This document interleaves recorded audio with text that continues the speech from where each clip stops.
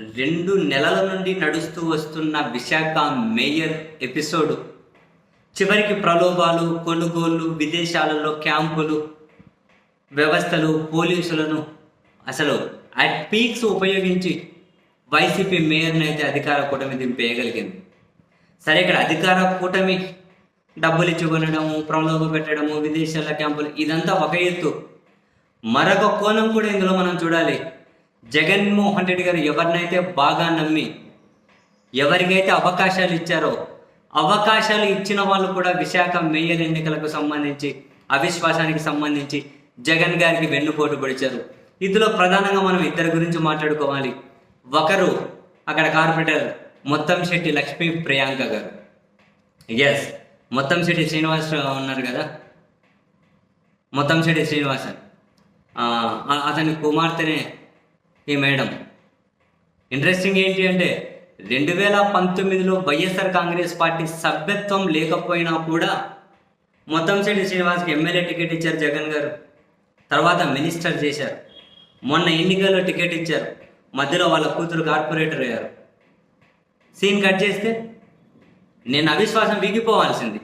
ఈ మేడం చివరి నిమిషం వరకు కూడా వైసీపీ వైపే ఉండి ఆ క్షణం అటువైపు జంప్ అయిపోయారు. ఆ మేడం జంపింగ్తోనే తూకం కరెక్ట్గా 74, అవిశ్వాసానికి అనుకూలంగా 74 మంది కావాలంటే ఆ తూకం కరెక్ట్గా తూగింది, లేకపోతే వీగిపోయేది. అండ్ ఈమె తనే కాదు, తను ఈ మేడం గురించే కాదు, మరొకరు కూడా తిప్పల నాగిరెడ్డి పేరు వినే ఉంటారు.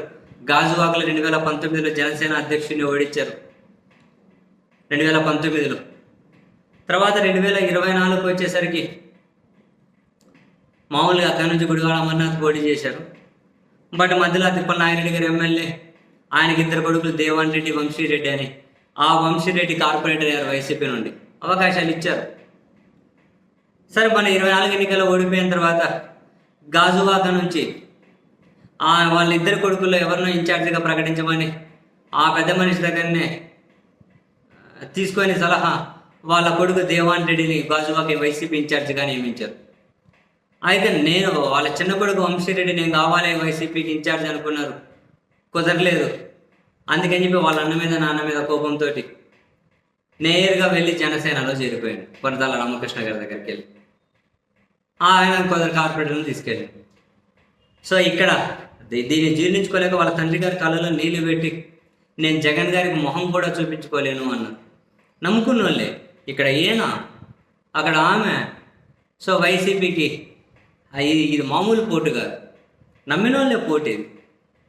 ఇంకా ఇంత దారుణంగా ఉంటే ఎవరు కూడా అధికార పార్టీలకు వ్యతిరేకంగా ఏ పార్టీ రాజకీయం చేయలేదు, ఏ నాయకుడు రాజకీయం చేయలేరు. అసలు ఎవరిని నమ్మే పరిస్థితి ఉండదు.